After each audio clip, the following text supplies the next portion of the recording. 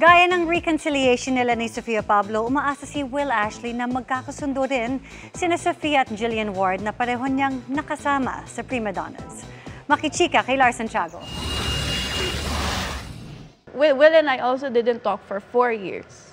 Sa GMA Integrated News interview ni Sofia Pablo, inamin niyang nagkaroon sila ng hindi pagkakaunawaan ni Sparkle star Will Ashley na kanyang nakasama sa Prima Donnas.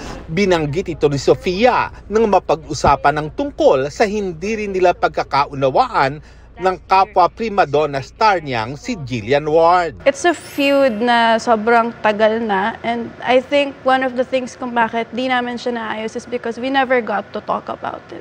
Sabi ni Sofia, nagkaayos na sila ni Will na ngayon kasama niya sa prinsesa ng City Jail. Yes, kasi before po we started taping, we talked. Yun po yung point ko na I think darating naman din yun with Jillian, when the time is right, kapag may taong nag-start na, ba't di kayo mag-usap? Kasi po yung nangyari with Will, naging okay kami kasi we both wanted to be okay na. Si Will, kinumpirma na all is well na sa kanila ni Sofia. Kumbaga, isang tinik ang nabunot after how many years. Totoo naman po yun.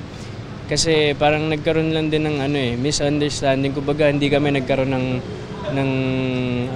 chance makapag-usap ng ganong katagal kasi nga pareho din kami na busy. Si Will, full of hope na tulad nila ni Sofia, muling magkakausap sina Sofia at Jill. Kung ano man yung problema nila kasi hindi naman po ako yung makakaayos nun Kumbaga, it's for them to fix it. Dati nang sinabi ni Jillian na wala siyang oras para sa negativity at magpo-focus na lang siya sa mas mahalagang bagay sa buhay, tulad ng pamilya. Lars Santiago, updated sa showbiz happening.